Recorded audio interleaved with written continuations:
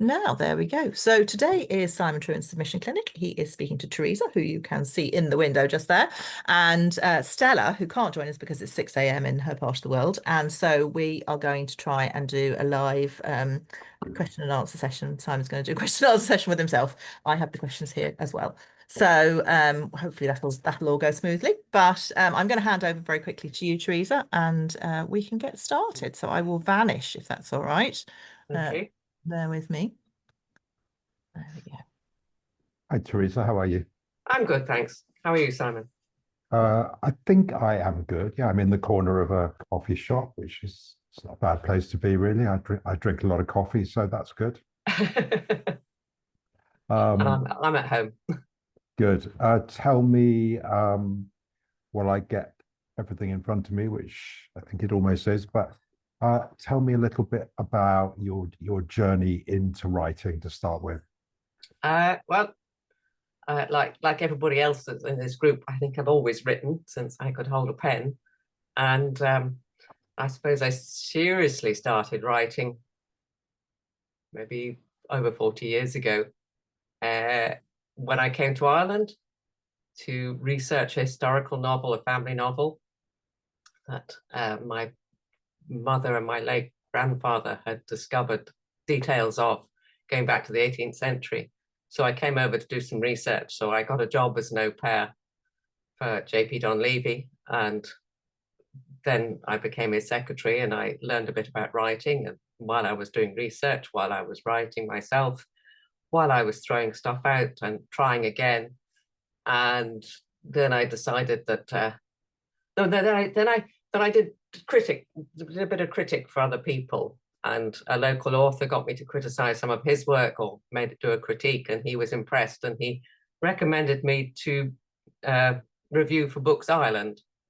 So I approached Jeremy Addis and I got work as a freelance book reviewer, and I reviewed all sorts of stuff. And I kind of gravitated towards children's books because my kids were about that age. And then I was thinking, well, I could do something like this. So I started writing children's books, or tried to write children's books. And I won a place on a course with Siobhan Parkinson in the Writers' Centre to write children's workshop. So there was 10 of us, and during one of the workshops, one of the prompts, when I read out what I'd written in the 5 minutes, made everybody stop, and you could hear a penny drop. And I thought, oh, I'm onto something. So I kept going, and I wrote, because I'd started with a different book that I'd got my submission with, but I got going with this one, and Siobhan helped me edit it and that sort of thing. And then she recommended me look for it, to publish it. So I approached O'Brien's, and they were very interested. And they actually had it for about a year while they're making up their mind. They wanted me to change the first page, and I said I wasn't going to. And they said they couldn't publish it then. So I said, that's fine. And then Siobhan recommended me to an English guy who, what was his name? Barry Cunningham, who had started up Chicken House. Yeah. He'd actually when he was with Bloomsbury, he discovered J.K. Rowling. So I thought, this is good. So I sent it to him, and 2 days later he rang me and loved it. Wow. And he wanted to come over to Ireland to meet me. And I thought, wow, this is great. Amazing, yeah. So he came over to Ireland and we met up, and he said he really liked it, but he wasn't in a position to give me a contract yet because he wasn't sure about the ending. Would I rewrite the ending? So I said, that's no problem. So I rewrote the ending and sent it back to him. And they gave me a contract to publish it. And he said he only did one book at a time, contract for one book at a time. So I said, that's fine. So I did that, and that was published. Okay. And I thought, wow, I've made it. I'm a writer. I'm on the pig's back. So he said, each subsequent book they would consider. So I wrote about 3 or 4 books after that. And each time they said, nah, not quite what we're looking for. But I wasn't getting the feedback. And I thought, well, maybe I need an agent to fight my corner for me. So I was looking for an agent, and that didn't get anywhere. And meanwhile, the historical book was still churning away in the background. And I said, I've just got to finish that because I owe it to my mother. to actually do it. So I plowed away at that, and I must have rewritten it about 3 or 4 times at this stage, not just a draft, a complete rewrite. Right. But I said, I'm going to get to the end, got to the end. And then Vanessa said, that sounds too long. So I went through it over the course of a year, and I chopped out 20,000 words, which Wow. made me feel Okay. better. And Yep. so I sent it round to agents, but didn't get anywhere. So I said, well, I put that on the back burner. So the one I'm doing at the moment started with a prompt with the Writer's Ink. The first prompt I did, the first writers, what is it, these challenges. Yeah. And started from there. And then by the end of the year, I had retired from work and I had more time, and said, right, I'll join the group and I'll get this book written. And I started writing it and realized that I wasn't a historical writer, but this was more my stride. So I carried on from there. So that's my journey. Just so good. Just go back to Barry Cunningham. I mean, I can understand that that must have been one of those kind of, one of those moments, wasn't it, where you thought, well, look what he's done for J.K. Rowling, and he's now flown over to Ireland to see me, and all of that. What was the experience of being published like, and how did the book do, as far as you know? The book got very good reviews. He came out in hardback because he thought it would get more interest then. Yeah. So it was reviewed well, but it wasn't particularly publicized. At the time, he was actively looking to break into the Irish market. He looked for Siobhan Parkinson, but she was already with O'Brien's and she wasn't going to shift. And so he was looking for somebody from Ireland to do something with. But he was also had another author that he was bringing on, an English one, and he was putting more energy, I think, into other authors rather than me. So I think he just published the book and then sort of left it. It did, it sold and was translated into Japanese. So Right. I've got a copy of the Japanese version, which I can't read. And Right. I think he sold some rights in America, but nothing came of that. But now everything's reverted back to me. Okay. How many years ago was that? This was in 2003. Oh, okay. Okay. So it was a good while ago. And now things have moved on, because at that time kids didn't have mobile phones, and the whole premise of the story was 2 kids that were lost and getting their way home. Right. Yeah, I think it's every child's book and practically every adult kind of crime novel has to find a way of getting rid of technology at the beginning, don't they? Oh, it's been run over by a car, or it's got wet. Oh yes, it's got to run out of batteries and things. So at least when you didn't have technology and they had to find a payphone, it made for more tension. Wow. Okay. So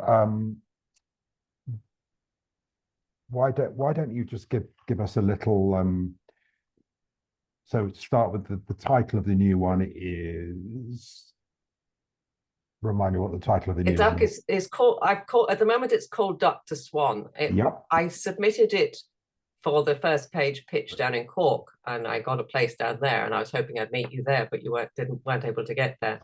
And at that time, my working title was Skin Deep, until Vanessa pointed out that's a crime title. So my next choice then was Moving On, until I realized that title was taken. So I've now called it Dr. Swan, because that's what it's about. Okay. And I think it's obviously got a lot of strength. It's got a lot of emotional depth, hasn't it? Because we're dealing with powerful themes here: grief, betrayal, late life reinvention, I suppose, is one. Yeah.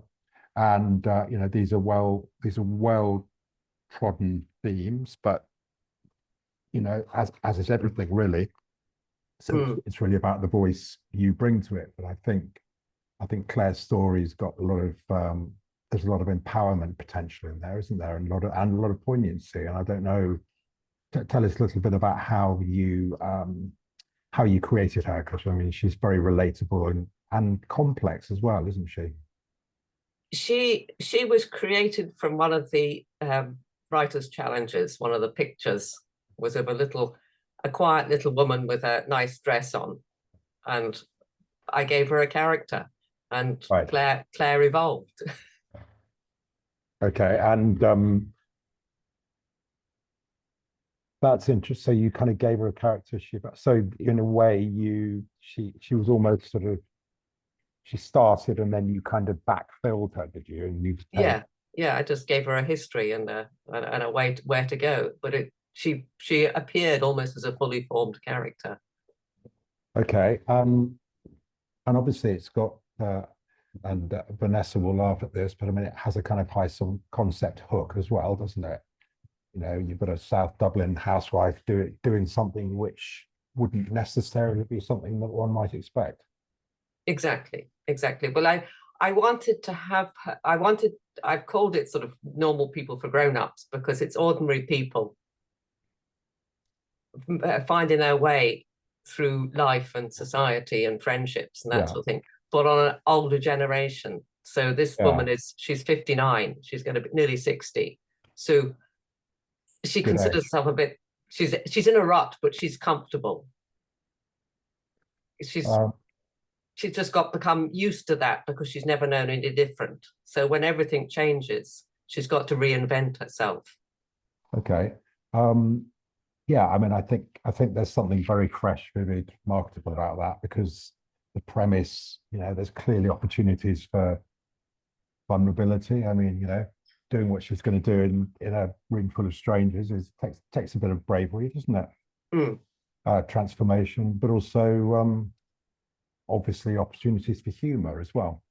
Oh yes, yes, there's plenty of humor. I wanted to try and get something that would give you poignancy and grief one moment and then pull you back and make you laugh Okay. because I think there's a lot of humor in the dark situations of life. So obviously, I'm not going to ask you the obvious question, but have you been to some life drawing classes and sat there and drawn and got that atmosphere in?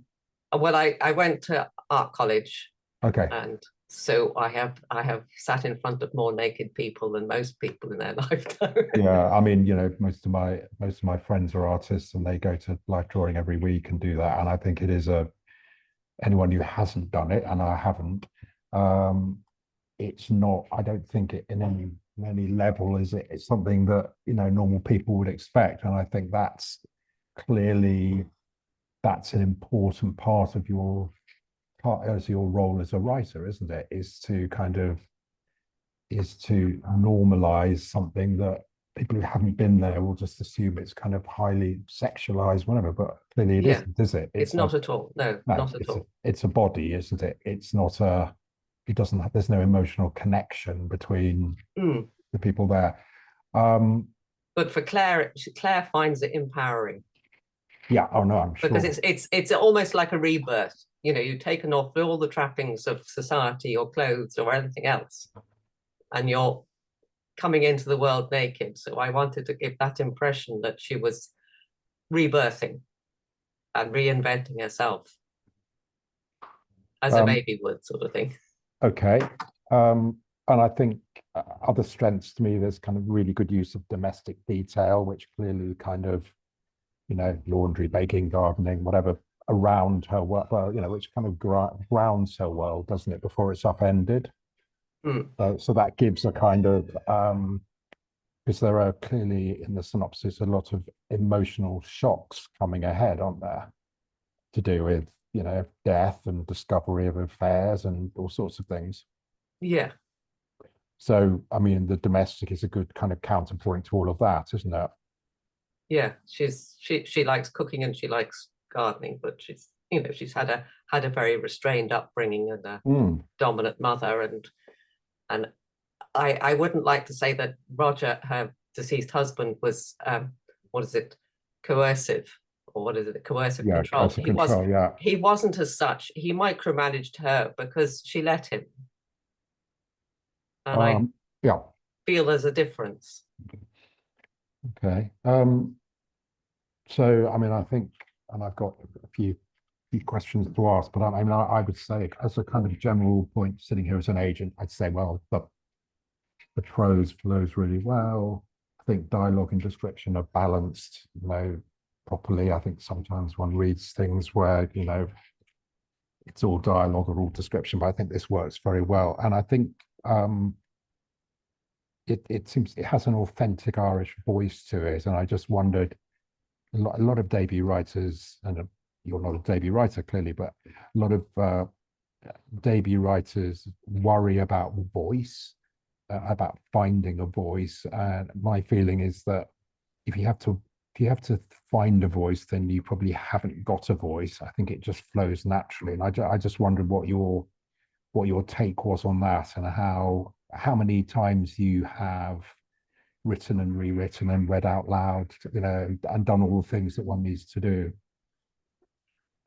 Quite a lot. I found when I was writing this that I said, this is my voice, because I would get a sort of start the conversation with Claire and talking to somebody else, and they would sort of take over.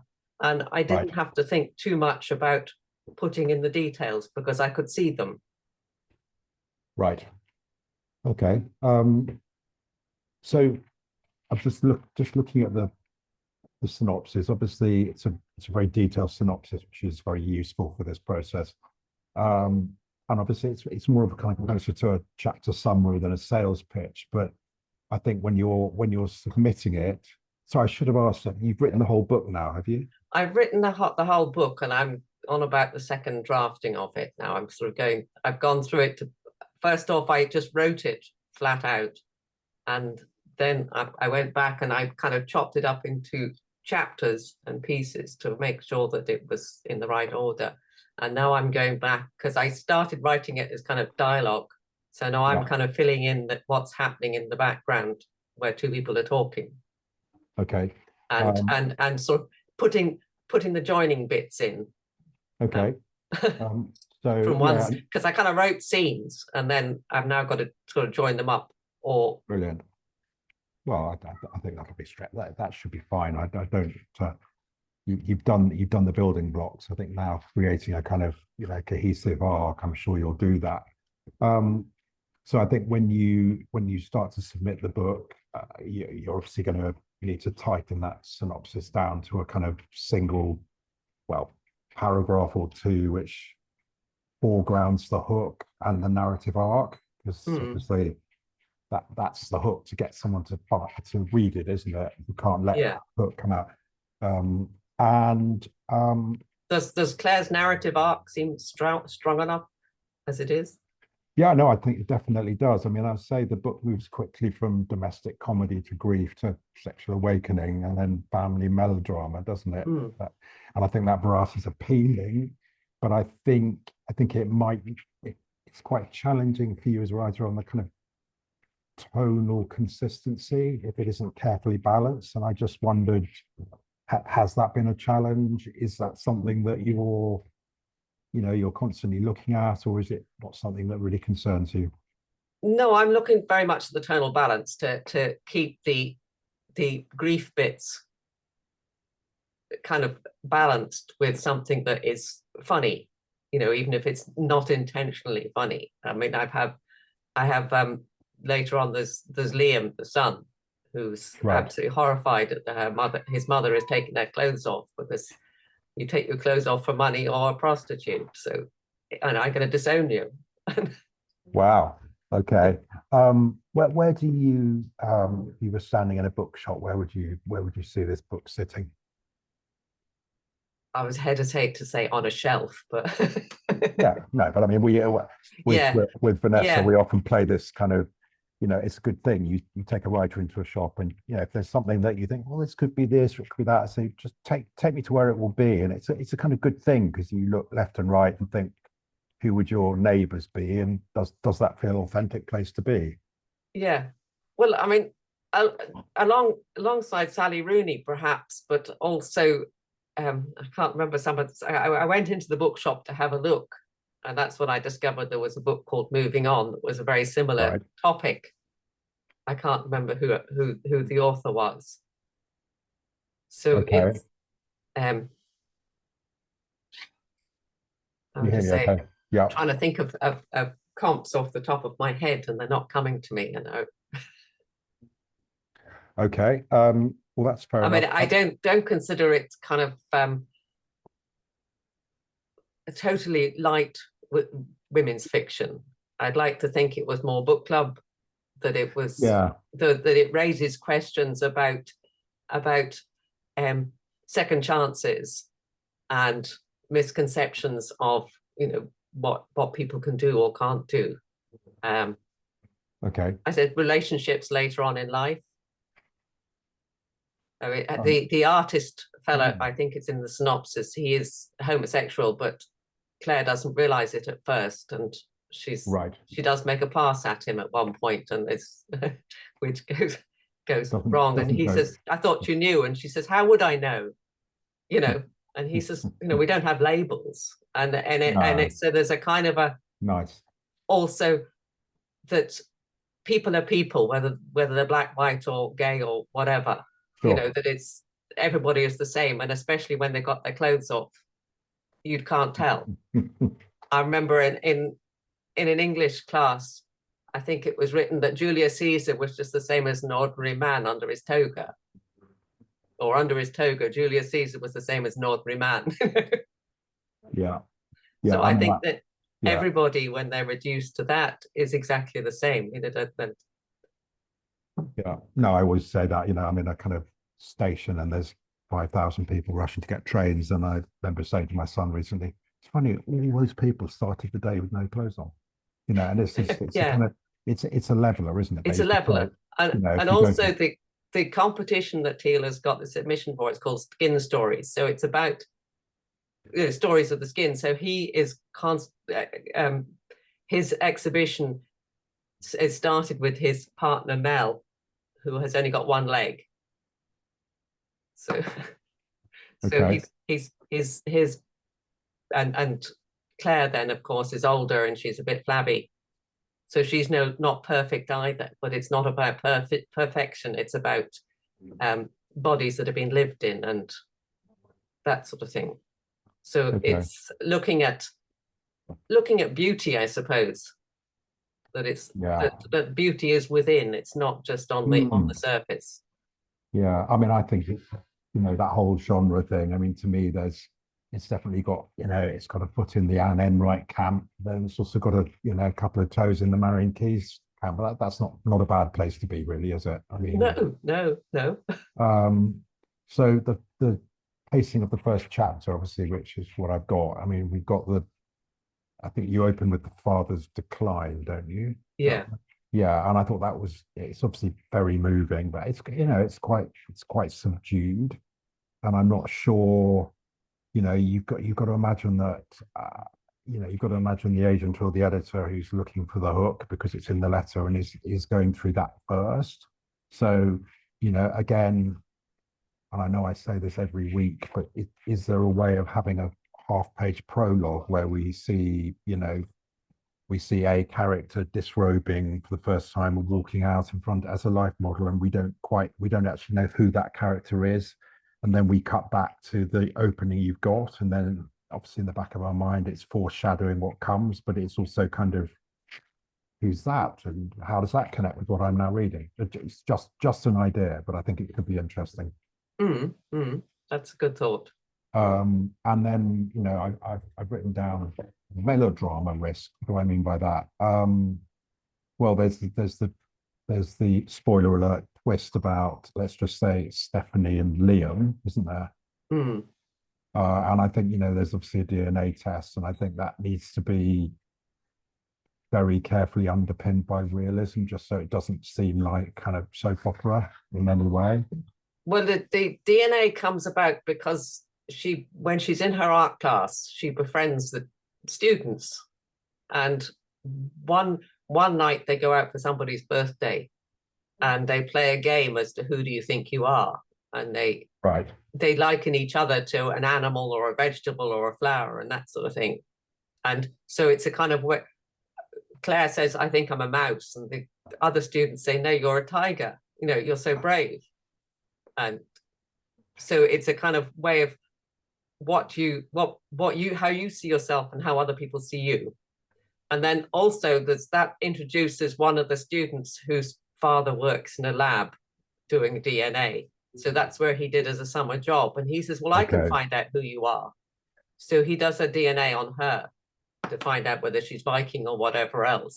And I think she gets Liam done as well, because she said Roger always thought that he was better than me, you know, had more exotic.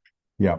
So she's already had this relationship with Eddie, the student. So when she's unsure about Stephanie towards the end, she just puts a glass into a bag and gives it to Eddie. So it's not exact. The DNA didn't come out of nowhere. I've already brought that into the story, that to look for her own identity. So, but the old Claire would have taken Stephanie's word for, because she was gullible, but now she's no longer gullible, and she's questioning. So she uses the student Eddie to do the DNA on the quiet. Okay. So it's because I was aware when I put it in the synopsis, this does look like rather, oh, it's just been popped in. Right. So I have got a bit of a build up in the middle of it, but it's okay, because it wasn't a sort of plot point in the synopsis, I didn't put it in. Okay, well, I mean, I think the opportunities, I think the development here, you need to clarify the audience. And I think, you know, kind of normal people for grown-ups is not a bad pitch line, is it, in terms of where we are? And I would lean in even more to the empowerment arc, because I think that's got a lot of currency in the current market. I'd refocus the synopsis, so really, you know, start with the hook. You know, we've got Claire, 59, betrayed widow, becomes a life model muse, you know, and I think that's the kind of you know, there will be a lot of people picking that up of Claire's age, or maybe a bit younger, will immediately kind of put themselves into what that might be like. And I think that's a good thing in books, isn't it? Yeah, I didn't, because I think there's a lot of books that are written for younger people. And I thought, being an older person myself, that I would write for, when I like reading old people about, or anybody at all. Yeah, I mean, you know, I'm 59, so, but I have no intention of becoming a life model. So, and again, this is a general question, consider the structure. You know, I always think, does the novel start in the right place? I mean, you could, as I say, you might test that idea of opening with Claire at the college, or, you know, my kind of idea of it being slightly mysterious, like who it is. I mean, I think that's quite visual. I think that would be pretty interesting. I can imagine the kind of television version of that, where we just watch someone from behind walking forward and dropping the robe. We just see their sort of naked back, and then they sit down, and then we cut to the story moves away to the existing opening you've got. And I think that would be quite strong, wouldn't it? So just to have that as a kind of a prologue. Yeah, I mean, I think it would take you not very long to write that. And then you know, just kind of rewind the tape, or get somebody else to read it and say, you know, does that work as an opening? And my gut feeling is it would, but it's not a lot of work to stress test it and to see what happens. Yeah. And then I've got Sharp and Teal's arc. He's important, but in the synopsis, he risks being overshadowed by Claire's family drama. So his story always needs to feel integral to what you're doing, and I think that's worth just thinking about. I love the voice and the humor, so I wouldn't you know, don't hold back. You know, as I say, lean into her humor and Irish idiom more consistently, because I think those moments sparkle and will make the narrative distinctive. And I was just thinking about other kind of comparable titles. There's Emma Healy's Elizabeth is Missing. There's Lessons in Chemistry. You know, they've all got older protagonists, humor, pathos, and they've all done very well. But I mean, I think it's a really strong project. It's got a really good hook and a sympathetic heroine, and I think it's got clear commercial potential. But I think when you go out with the package, you know, lead with the hook, because that is going to that is going to bring people in. You know, you've got to imagine an agent receiving a lot of material and then thinking, oh, hang on, that's interesting. And you know, before you know it, they're well into the book. Hmm. And I When you suppose, say a hook, you mean the 59-year-old woman taking her clothes off? yeah, definitely. But I think I suppose the other question I'm thinking about is how much do you go into the Barry Cunningham um, side of things in the submission letter? And I think it's worth, you should say this is your first adult novel, or you look at an agent and said, I have been previously published for a different market through Chick in the House. I mean, just say that. Don't say it was 22 years ago. No. But, you know, just kind of leave that. But I think it will send a message out to an agent, you know, that you know the dance moves, put it like that, and that's always a good thing, isn't it? You know, you're not, and you're a clearly realistic person, and and then what you've talked a lot about the books that you've tried many other books and that they didn't quite hit the mark. But what are you thinking of writing next? Because I think that's important. Next, well, I did a course in writing for film. Okay. So I wrote a film script just to follow the formula to do it. So I'm thinking of writing a novel that was based on that film script. And that was about an American student, archaeology student, who wins a scholarship to Ireland to study under an older archaeologist. Yeah. And who is like the father figure that she didn't have. She has dark secrets in that when she was a child, her sister gave birth on moorland and the baby died. But she's pushed that to the back of her mind. But she becomes this. She goes onto this 6-week summer school for the archaeologists when they're actually out in the field digging. Okay. Nearby, there's a road that's being excavated where a bog body is unearthed, and wow, she gets the bog body, or gets the older archaeologist who has been yearning to get a bog body. So it's a kind of a love triangle between, she's lusting after the older archaeologist and he's lusting after an older, much, a 1,000-year-old woman. that's brilliant. Well, that's a great hook, isn't it? That's really good, yeah. And they say, you know, they say age gaps are difficult. But then the twist in that is that when they're examining this bog body, she's discovered with a baby in her arms, which brings all the memories back for the American student and this trauma that she had when she was a little girl, with her sister giving birth and the baby dying. Goodness, so that's great. That's the story that I've kind of evolved into a film script and want to put into a novel now, because I can go into more detail with the characters. Yeah. That reminds me, Sam Blake, of that moment when you told me about Lovely Bones. Do you remember? And there was a particular thing to do with a wedding dress. Do you remember? Yeah, Little Bones. Yeah, Little Bones. Sorry. The bones in the wedding dress. Yeah, definitely. That's great, Teresa, because that'll be the first question an agent asks once they like the first book, the one you're sending out. It'll be what's coming next. So get ready with that pitch so that you've got it. You've got it ready. I liked your expressions when I said about it. Yeah, no, really good. It sounds great. But I think Simon's got a really good point about that, getting into the story fast and getting the hook out there so that anybody reading picks up. You know, if you're going to do it, it doesn't have to be that prologue, but a prologue that really draws us into the story is great. And it also will show your characterization off and your descriptiveness as well, which will be really good.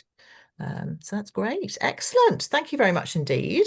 We need to switch over to Stella now. Sam, you are okay for time there? You're not going to be thrown out because we've run over slightly. So Teresa, if I can get you to turn off your camera and your sound, then we'll move on and we'll talk through everybody through Stella's submission. It was really, really interesting, really good stuff. Great. That's great. Well done. I hope it was useful. In full disclosure, I'm actually in a coffee shop wearing headphones. You're enrolling. Are you enrolling plants by any chance? Roasting plant? No, I'm in Black Sheep Coffee in Balham. Oh right. I've been working out of Soho there, but you can't actually you can't do phone calls in the building. So I could have sat on the street, but I thought it might be a little bit No, cold exactly. and or but the connection. I did actually. I lost the connection at some point earlier on, but I came back and I don't think anyone had noticed. No, we didn't see it. You stayed there. It was grand. Maybe I Teresa was must have frozen. speaking. Maybe So. I'm very still anyway.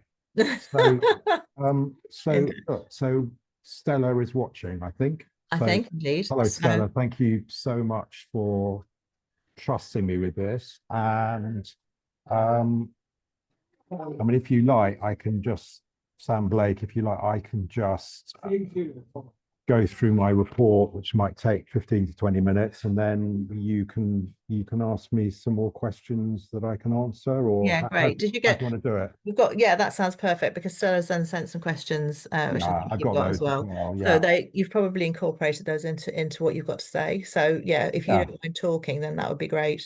yeah. I mean, you've got the synopsis in front of you as well, haven't you? I'm going to get it now.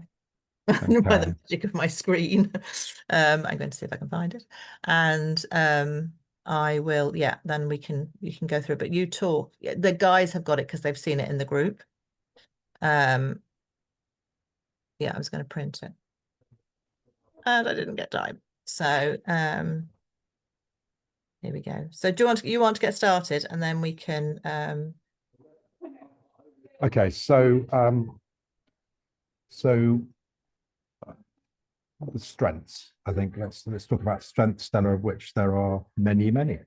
So but yeah, I read the synopsis and I did have a comment on it, but you go through first. okay, so voice and setting. So I found the narrator's voice warm, confessional, and atmospheric. And I think that is you know, that is a real, what I've just said in 3 words there, warm, confessional. I know that a lot of people struggle to get to the position you've got at. Were you on the line, I would be asking, about the narrator's voice and how many times he rewrote it and what draft we're on, and whether you finished the whole book. But I think you're in a really good position with that. And I like the Kansas setting very much. The lilacs, frogs that terrifyingly seem to scream like children. And old churches, red vinyl, diner booths, it's really vivid. And actually, I thought there was really strong kind of sensory detail. I mean, there's the smell of kind of hymnals, the feel of pantyhose, the taste of butterscotch and beer. That made that Kansas world, which is not necessarily relatable to most people. It made it feel very tangible, and I thought that was a really good thing, actually. In fact, I'm going to say butterscotch and beer again, just because I enjoyed the alliteration. So there we go. It really draws you in, doesn't it? Her Yeah, writing it does. very much. And I thought the kind of generational storytelling key, isn't it? Because you've got Misty is in a kind of long line of, how should we describe them, complicated women or complicated people. There's Granny Pearl, I think it is, yeah. Yeah. Her mother Abby, and then herself. And I thought this layering gives the narrative a lot of emotional heft, and it gives it a lot of potential depth. And again, I think there's a relatability to that. And Sam, I mean, there are, as a writer, I mean, generational books with women. I think there's always something really interesting there, because I mean, we all look at our family and we think, I mean, as a man now at the age of 59, I very often look in the mirror and I see my father, or I speak and I hear my grandfather say, oh, my grandfather would speak like that. And I see my son and I see him turning into me. And I think it's a very rich seam, isn't it, as a novelist? Very much so, and it's totally relatable because everybody's the same. So I think I think families are always a really good source of story. and people can really relate, and they'll always know people have been in the situation. If their family might not be broken in the same way, but but they'll know people. I think it's a good solid place to Yeah. start. And then your favorite word, hooks. We like a hook, don't we? Yeah, we do. But I put this down as hooks and mystique, because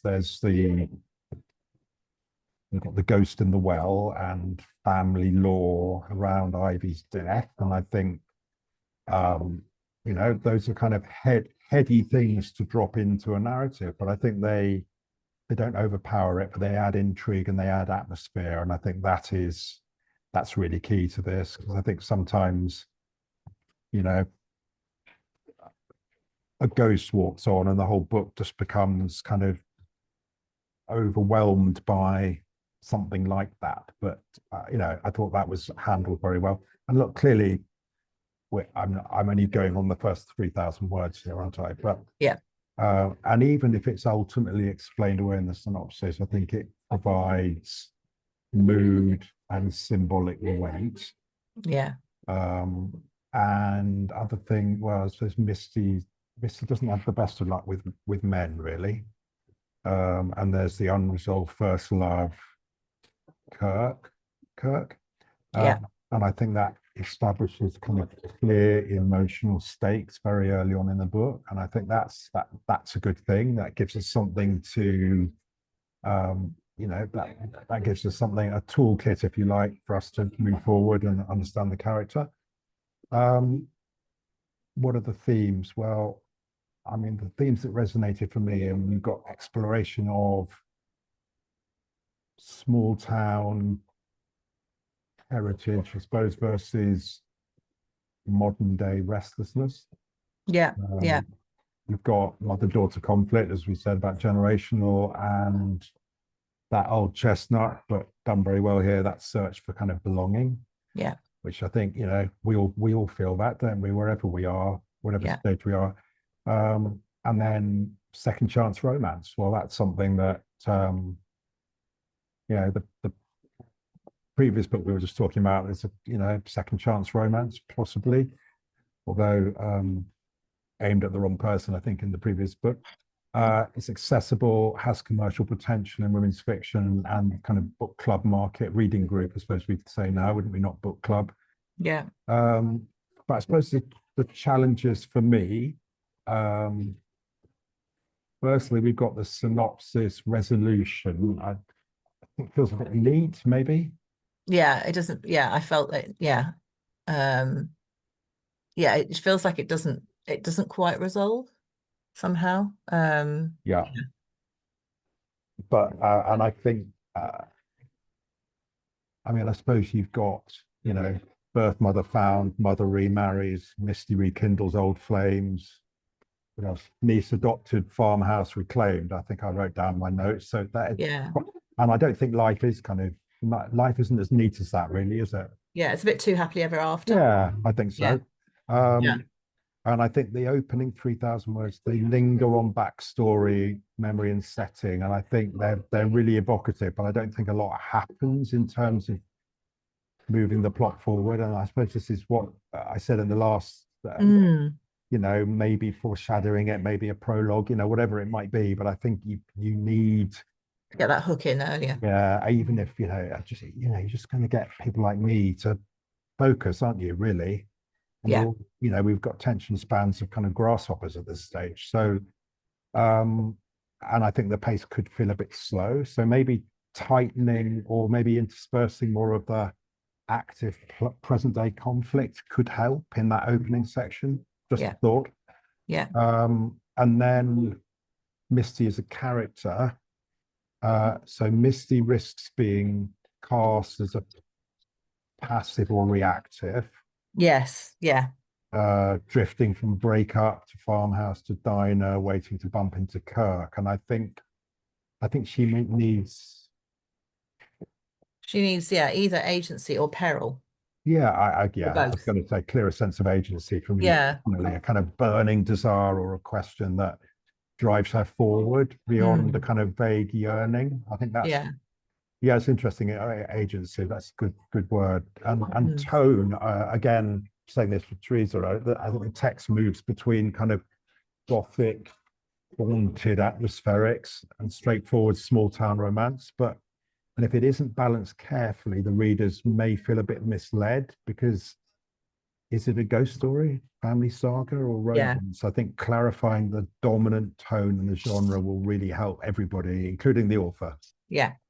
Yeah. Be clear on where you're going. Yeah, because Yeah, that's important. I think you can write a story and not be terribly clear about, because you're writing the story and you're focusing on the story, yeah, and clarifying, yeah, who the reader is, which is what you mentioned earlier, and where it's going to fit really can help you shape that story, because it means that you'll come back on some things and you'll big up other things. And yeah, yeah, things like the agent. I think her having a little bit more agency, yeah. um, will give it a forward momentum, and it will give it some drive, whether it's her asking the question and she needs an answer, or whatever the thing is that she wants and is stopping her from getting it. And that will help with that focus in terms of genre a bit. Okay, so yeah, I mean the sample is largely kind of internal monologue, isn't it? Reminiscence. So Yeah, it's, I've read other bits in Thirsty Threads, but there's a lot of thinking back of and then the stuff. secondary characters, they need sharper immediate presence earlier on, I think, just to kind of get them into our minds, like the Yeah, mother, townsfolk, Kurt. So I think the developmental considerations, I would say, firstly, sharpen Misty's goal. You know, you make it explicit from early on whether the journey is primarily about discovering the truth of parentage, healing the kind of trauma that comes from this generational thing, or I don't know, rekindling lost love. I think yeah, currently they're all three threads there, and they kind of compete a bit, don't they? And I think one needs to come out as a dominant one. yeah. I mean, it might be that she's lonely and she feels she needs to belong, and she sees the lack of a relationship currently, as being that's sort of the golden orb, or whatever it is, the golden fleece that she's after. One of the things needs to be her primary objective, doesn't it? Yeah, it does. Reconsider the ghost motif. I think instead of dissolving into kind of piano music, as it were, could the ghost remain as a metaphorical presence? I don't know, representing female voices lost, or generational trauma, or That's really good. Yeah, that would be great. unresolved inner life. So it's just kind of there as an underscoring, and that Yeah, would kind of deepen its kind of thematic resonance, wouldn't it? Again, these are definitely. just ideas. Yeah, I like a bit of ghosts. Yeah, I think that would be great. It would actually. That would be really great, certainly on from a thematic point of view. Would underpin it, wouldn't it? And I think that Yeah, it gives would. story depth. Yeah. Yeah, which is important. Okay. And then raise the early stakes. I mean, could you bring Kirk or the mystery of Ivy or the father question onto the page sooner in the first chapters? Then we would feel kind of forward pull, wouldn't we, as well as Yeah, immersion? Did you feel that? yeah, you feel sort of safer then, because you know what the story is going to be about, sort of. If you go, or even if it's the problem or whatever it is that's that hook that's drawing you in, you sort of know what you're about to embark on. Yeah, So it gives you that little bit of structure, doesn't it? But also it's yeah, that hook that makes you want to read on, because totally. then you need to find to solve this problem. So yeah, I think Okay, and that's then complicate the ending. Maybe consider leaving some relationships messier. I don't know.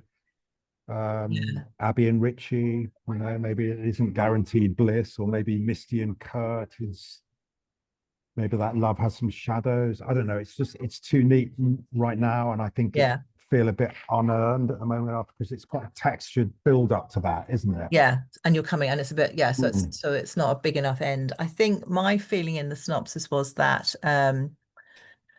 the preacher getting killed in the accident, Oh yeah, yeah, that felt like it was too much story. And it felt again a bit neat, but in fact I'm now you're saying this, I'm thinking maybe you should need to take that preacher and that accident, and actually that's the ending, and the ending is unresolved.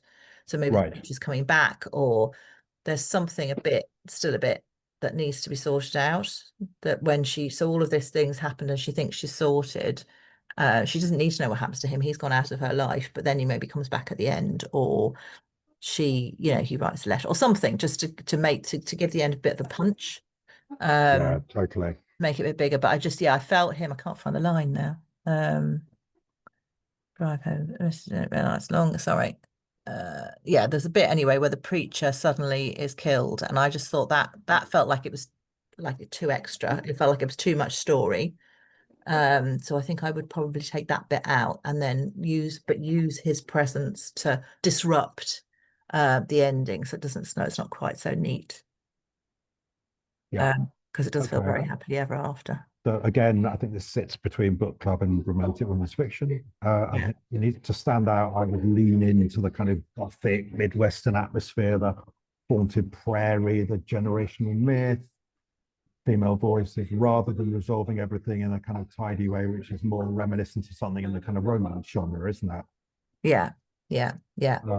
But I would say Stella, it's got real promise, evocative writing, rooted setting, and a relatable protagonist. But I would elevate it, sharpen the narrative drive, complicate things, and make sure Misty is not simply carried by events, but as to use your great word, Sam Blake, has agency, is actually actively kind of steering her story.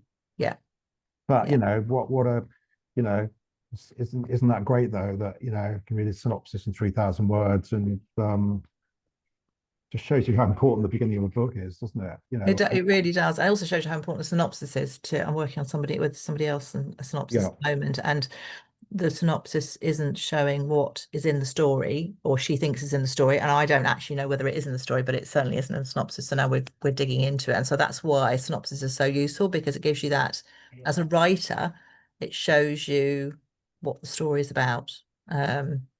Yeah, so yeah, it's on the drive home from the Tupperware party. Mrs. Mum, Abby, announces that she's no, sorry, the drive home from the Tupperware party finds out that Luther's revival bus has plunged into a ravine and flooded, and he's died. And yeah, I think I would. That bit feels like it's just the pacing. It knocks pacing off, and I think I'd stick it in at the end. And that, yeah, giving her agency, I think, is really important. Yeah. That's I've had to do that a couple of times where I've sat back and gone, okay, this is a great story, but this character has no agency. How are we going to change that? How are we going to make them be the center, them be the thing that moves the story forwards? Okay. And so it's hard. It's when somebody says that, it's like, whoa, what does that mean? But it's the thing we're always talking about in kids' books, where the kids have to have agency, the kids have to solve the mystery, not the adults. I think in anything we want to read, I suppose it's about characters. Is it, how strong is Misty's character? Is she the type of person who has those hidden depths that come out as a result of the story, and then we get the story arc, so she's actually changing as a result of the story. When we meet her at the start, she's a bit sort of downtrodden and everything's gone a bit, she's had all these troubles, but actually by the end she sorted herself out, and she's sort of found a way through. She's found answers to some of her questions, and is more, I suppose, what's the word, more sort of settled with herself, Right. and accepting of herself. And I think, yeah, so and if you can get that through, then I think then she'll have the agency, and then that'll drive the story. Okay. Would it be would it be useful for Stella if I kind of wrote this up, since we haven't had the opportunity to talk, to actually have the notes? And I don't know whether you have a transcript of this conversation, or would it be useful? Hopefully it should come up as an AI transcript. Okay, well, I've never seen them from this. Although, yeah, no, I did some minutes in a meeting the other day, and they were brilliant. So sometimes they're good, and they are Well, I useful. mean, if it doesn't, then Stella, I'd love to just write this out for you, because I think with Sam Blake's help, we've it's very interesting having this conversation. It must be interesting for you, watching a television program where two people are talking Two about people. but yeah, no, so let me know. I'd love to see the transcript anyway. Just Yeah, I'll be able to send it over to you. So, yeah, some of her questions here. How quickly do smoking guns need to resolve? I don't think they need to resolve very quickly. Sometimes some of them are long, some of them are short. So it just depends what they are. That would be my feeling on that. I don't know what you think about that one. And then how to transition into flashbacks. And does it work just to put the date at the top of a new chapter to alert the reader? I wouldn't use a flashback. Personally, I wouldn't do a flashback as a whole necessarily a whole new chapter, because then it's a dual timeline book. Yeah, I know, totally, totally. Yeah, so if you're putting the dates at the top, then it's a different thing. But to go into flashback, like a smell or a sound is always great. So the smell of coffee, and then that takes her back to when she smelled coffee before, or a Yeah, sound or a track totally. on the radio or anything like that can take you back in. They need to be short though. They can't be too long. It's amazing, isn't it? That, I mean, some song came on Spotify the other day after another song I've been listening to, and I just thought, haven't heard this song for 40 years. I know all the words. I know Takes you right back to where you heard it. I know the orchestration. I know there's a bit of brass on that, and Yeah. there's this, and suddenly I was 12 in the back of mum and dad's car on the way to Norfolk and listening to it on the radio, and it's just so yeah. I mean, I'm maybe it's just getting older, but I think I'm constantly marveling at what our brains can do. That whole thing about when you go, oh, hang on, I know the name, and then It's coming, and then there it is, and you just think, how? I mean, I have no idea. I've literally no idea how any of that works, but a lot of it is just that sort of it's the smell, or it's the something, isn't it? Yeah, no, absolutely. It's it's you need to use the jumping off point so the reader knows that you're going into it, and then it's a tense change.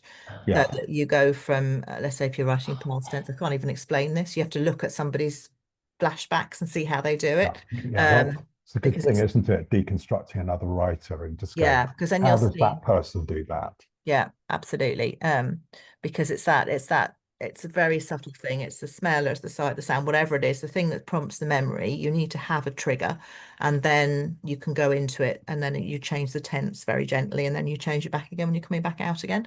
Brilliant. And you need to have something to jerk them out of it. And she's also got flashbacks from two different points of view. So one's from the love interest, and one from Misty's Yeah. point of view. So that again is a point of view situation. I did a whole Tuesday tips on point of view and deciding who needs to tell the story. So the points of view you choose are the people who are the only people who can tell you that's part of the story, if you like. Yeah. Yep. And so if you've got a flashback from his point of view, then his voice needs to be through it, and there needs to be possibly more than one chapter, I'd imagine, in his point of view. If particularly if you're going to have a flashback as well in that chapter, so you want to think about the balance and where it's going to fit. And they've popped up while you're writing, but that doesn't mean they're going to stay in the book, because I think stuff pops up in the writing, and part of it is you needing to understand that scene. Of course. But it doesn't necessarily go in. So it might be when you look back over it that actually his flashback is important for you to know, but the reader doesn't need it. There are other ways of getting it in. So that's interesting. She's just then said any similarities in her work with authors that you're familiar with. And actually, have you got any that you can think of? Because I thought No Country for Little Girls, is that what it is? We read it as a CWA, I think, before you joined the committee, the judging committee. That was the winner. I mean, the fact that nobody immediately springs to mind is probably quite a good thing, isn't it? Yeah, there's a couple that spring to mind with me that was Small Town America. So Karen Slaughter's book that she's just written, We're All Guilty Here, I think it is. Again, is that Small Town America. The No Country for Little Girls actually think is set in Australia, but I have to try and remember the name. But anyway, there are quite a lot of Small Town America books, and I think those would be good comps, and it's worth reading those to see how they do it. And I think that's a fascinating environment. It's really interesting to read. Definitely. So have a think about those. And then she's saying any publishers, don't be worrying about that yet. Can you think of any publishers? There'll be lots, but get the book done first. I think that's really important. Yeah, definitely. Okay, I'm going to be thrown out, I think. But, you are. I have to go. I'd also say maybe on the kind of the Western Gothic, think about Joyce Carol Oates, possibly. Yeah. And there's an author, Tiffany McDaniel, book called The Summer That Melted Everything. Have a look at that. Yeah. Hot summer America, small town America. Yeah. And then on the haunted ghost side, well, there's Alice Hoffman, isn't there? And a book called The Winter People, which is Jennifer McMahon. So Yeah. good Maggie O'Farrell, I suppose, as well. But I'm gonna have to go. But Yeah, you better go. we'll Okay, talk later on. you sign off. We'll chat later. I need Okay. things I need to talk to you Thank you about. so much, So, Stella.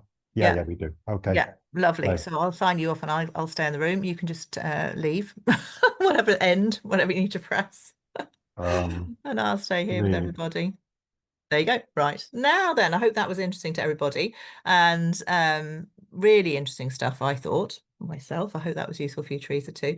And we will have the recording up later. I'm just going to download it now and pop it into the group. And hopefully we'll look forward to the next submission clinic. We've got an author takeover coming up. I've just organised. So do keep lookout for that. Anyway, look forward to seeing you all soon. Take care.